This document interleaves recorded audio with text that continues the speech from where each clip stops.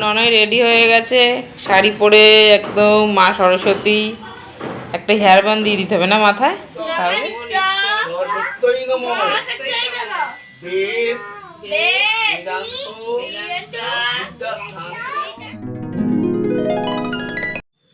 আজ সরস্বতী পুজো, তাই সকাল সকাল ঘুম থেকে উঠে বিছানা সমস্ত কিছু ঝেড়ে মেয়েদের জন্য কাপড় বের করে নিলাম।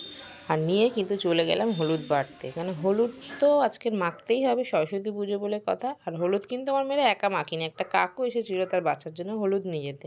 আমি যদিও বা সেটা ভিডিও করতে পারিনি।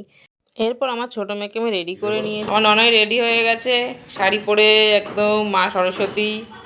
একটা হেয়ার ব্যান্ড দিয়ে দিতে হবে না মাথায়, তাহলে কমপ্লিট হয়ে যাবে।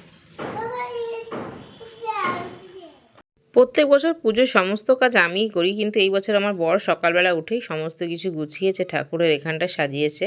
কেননা আমার স্নান হয়নি আর দুই মেয়েকে রেডি করতে হবে, সেই কারণে কিন্তু আমি কিছু করতে পারি না। আমি অবশ্য স্নান করার পরে মালা পরানো থেকে শুরু করে সমস্ত কিছুগুলো করেছি।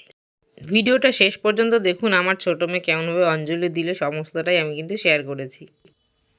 আমাদের ঠাকুরমশাই চলে এসছে এবং ঠাকুরমশাইয়ের পুজোও শুরু করে দিয়েছে। আর আমার দুই মেয়ে কিন্তু উপোস করেছিল, ওরা কিন্তু সকাল থেকে কিচ্ছু খায়নি। আমার ছোটো মেয়ে এখনও 3 বছর হয়নি কমপ্লিট, তবু ও কিন্তু উপোস করেই ছিল। ও কিন্তু কিচ্ছু খায়নি আর সকাল থেকে বলেও নি কিছু খাওয়ার কথা।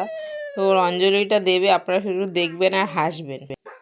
প্রত্যেক বছরই আমি আমার সামর্থ্য মতন পুজো করি। সামান্য কিছু ফল দিয়ে আমার মা সরস্বতীকে আমি বাড়িতে নিয়ে আসি।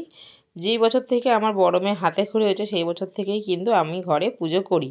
আমি যে বছর পারি আমি করি, আর যে বছর আমি কোনো কারণে বাধা পড়ে যায় সেই বছর কিন্তু আমার বর করে দেয়। তাই পুজোটা আমাদের কোনো দিনই বন্ধ হয় না, যদি কোনো রকম কোনো বিপদ আপদ না হয়। প্রত্যেক বছর তো ডাইনিংয়েই পুজো করি, কিন্তু এই বছর আমার বর বললো যে ডাইনিংয়ে আর পুজো করতে হবে না, এই জায়গাটা যখন খালি হয়ে গেছে তো এই জায়গাটায় পুজো করো। কেননা এই জায়গাটা আমার মেয়ের বইয়ের সেলফটা থাকতো আর ওর উপরে একটু জামা কাপড় রাখতাম ওর ঘরে পরার, তো ওটা সরিয়ে দিয়েছি, একটু জায়গা হয়েছে, তো ভাবলাম এখানটাই পুজোটা করে নিই। আর মেয়েরা তো অঞ্জলি দেবে বলে খাটের উপর বসে থাকতে থাকতে শেষ পর্যন্ত বাবা বললো যে তোরা ফোন দেখ, কেন প্রচণ্ড জ্বালাচ্ছিল। যে আমার ছোটো মেয়ে কী করছিল, ফল খেয়ে খেয়ে ওখানেই ফেলে দিচ্ছিলো ছুঁড়ে ছুঁড়ে। সেই জন্য ওর বাবা বললো বদমাশি করিস না, একটু বসে বসে ফোন দেখ। আর আপনারা অবশ্যই কমেন্ট করে জানাবেন যে পুজোটা কেমন হয়েছে। আর আমার ছোটো মেয়ে অঞ্জলি দিচ্ছিল, সব ভুলভাল বলছিল, আমি সেজন্য হাসছিলাম আর ওর বাবার দিকে তাকিয়ে তাকিয়ে হাসছিলাম, ওর বাবাকে বলছিলাম। তো আপনারা একটু শুনবেন ওর অঞ্জলিটা, ও কীভাবে অঞ্জলি দিয়েছে।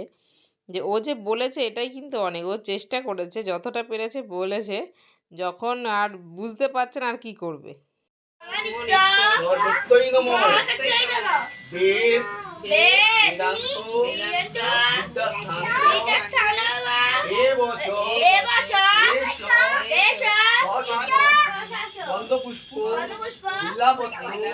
পুষ্পাঞ্জলি।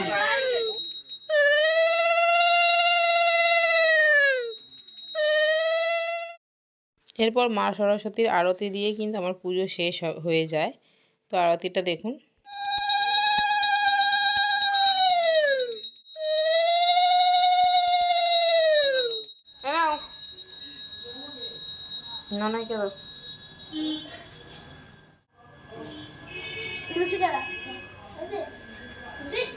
ঠিক আছে, পুজো কমপ্লিট হয়ে গেছে, ঠাকুরমশাই চলে গেছে। তো এবারে আমরা ভাত বসিয়ে দিয়েছি, আর আমার মেয়ে গেছিলো স্কুল থেকে একটা প্যাকেট নিয়ে এসে যেখানে এখন বসেছে, বলছে মা আমাকে একটা রিলস ভিডিও বানিয়ে দাও। তো ভাত হয়ে গেছে, আজকে আমরা আলু সিদ্ধ ডিম সিদ্ধ ভাত খাবো, জানি না ডিম খেতে আছে কিনা, তবু আজকে ডিম খেয়ে নেবো।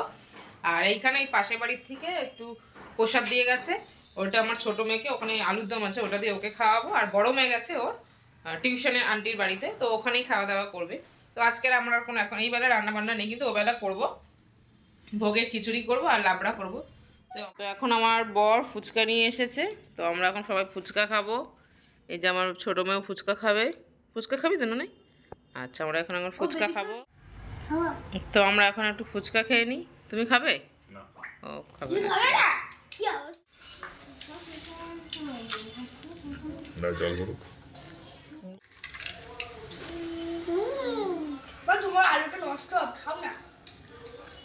ভালো, ওইদিকে বল, ক্যামেরাতে বল ভালো।